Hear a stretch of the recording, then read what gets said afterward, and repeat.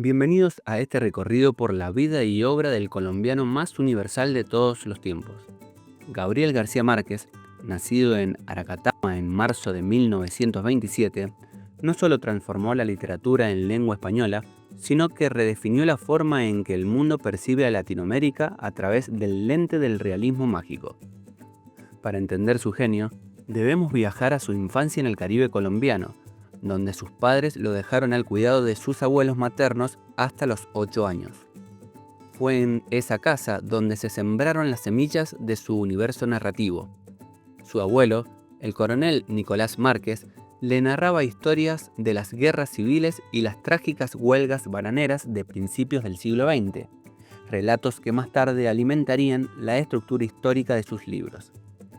Por otro lado, su abuela Tranquilina y Guarán y las demás mujeres de la casa poblaron su mente de augurios, premoniciones y supersticiones, tratando lo extraordinario como algo cotidiano.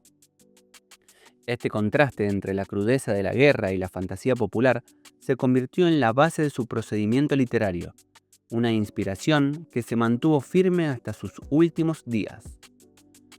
Su formación continuó en internados de Barranquilla y Zipaquirá, para luego intentar estudiar Derecho en Bogotá en 1947. Sin embargo, el caos político tras el asesinato de Jorge Eliezer Gaitán, evento conocido como el Bogotazo, lo obligó a trasladarse a Cartagena de Indias. Allí comenzó su verdadera vocación, el periodismo. Trabajó como reportero en El Universal y El Heraldo, redactando crónicas de cine y cultura, mientras aprovechaba sus turnos para escribir sus primeros textos de ficción. En 1947, publicó su primer cuento, La Tercera Resignación, influenciado por Kafka, en el diario El Espectador, medio que quedaría ligado a su carrera por décadas. Durante los años 50, su labor como corresponsal lo llevó a París, Roma y Caracas, experiencias que enriquecieron su visión del mundo y le permitieron publicar su primera novela, La hojarasca, en 1955. Tras casarse con Mercedes Barcha y vivir estancias breves en Cuba y Nueva York, se instaló en México en 1961, donde su carrera literaria despegaría definitivamente con obras como El coronel no tiene quien le escriba y Los funerales de la mamá grande. Macondo y la cumbre del realismo mágico. El año 1967 marcó un antes y un después en la historia de las letras hispanas con la publicación de 100 años de soledad. Esta obra catapultó a García Márquez como la figura central del boom latinoamericano, junto a otros gigantes como Vargas Llosa y Julio Cortázar. La novela es considerada una novela total, ya que edifica una realidad cerrada que abarca desde la fundación hasta la destrucción de un mundo.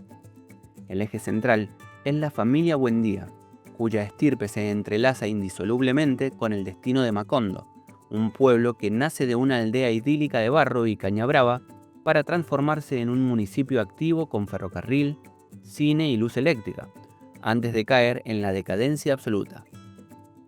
A través de las 7 generaciones de los Buendía, el autor explora temas universales como la soledad, la locura, el amor y la tragedia, diferenciando claramente entre los aurelianos, retraídos y lúcidos, y los arcadios, impulsivos y marcados por un destino trágico. En Macondo, lo fantástico es parte de la rutina. El realismo mágico se manifiesta en hilos de sangre que recorren el pueblo, niños que nacen con cola de cerdo, o la icónica ascensión de Remedios la Bella entre mariposas amarillas. Personajes como Melquíades actúan como agentes conscientes de lo imaginario, poseyendo poderes mágicos que les permiten incluso regresar de la muerte.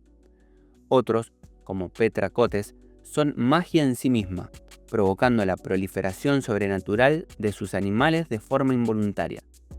Esta mezcla precisa entre lo cotidiano y lo milagroso permitió que la novela fuera accesible para todo tipo de lectores, desde los más refinados hasta aquellos que solo buscan una buena anécdota, logrando ser traducida a 48 idiomas. La obra no solo relata la historia de una familia, sino que funciona como una metáfora de la historia de Latinoamérica, con sus guerras civiles, la explotación de las compañías bananeras norteamericanas y los ciclos interminables de repetición y olvido, la obsesión por el poder y la política caribeña. Una de las obsesiones más persistentes en la vida y obra de García Márquez fue el ejercicio del poder. Para él, la literatura y la política eran conceptos que giraban en torno al eje de América Latina. Esta fascinación se cristalizó en su novela El otoño del patriarca, publicada en 1975, un complejo poema en prosa que explora la psicología del dictador. El autor pasó años investigando a tiranos reales como Juan Vicente Gómez, Duvalier o Somoza, para construir un arquetipo que representara el misterio del dominio absoluto. El protagonista de la novela es un dictador infinitamente viejo que gobierna un palacio lleno de vacas y que llega a vender el mar a potencias extranjeras, simbolizando la dependencia neocolonial de la región. Para García Márquez, el dictador es la extensión pública del pequeño tirano que todos llevamos dentro, un enigma de la humanidad que el intelectual solo puede intentar describir. Esta fijación por el poder no se limitó a la ficción. Se tradujo en amistades muy cercanas con líderes mundiales, especialmente con Fidel Castro. Gabo admiraba la Revolución cubana como una esperanza contra la corrupción y las dictaduras tradicionales del continente. Su relación con Castro fue tan estrecha que el líder cubano le regaló una mansión en la isla, y el escritor actuó frecuentemente como mediador político y mensajero personal entre Cuba y presidentes como Bill Clinton o Felipe González. Muchos críticos, como John Lee Anderson, sugieren que esta fascinación por los poderosos nacía de sus raíces humildes y la emoción de haberse elevado socialmente.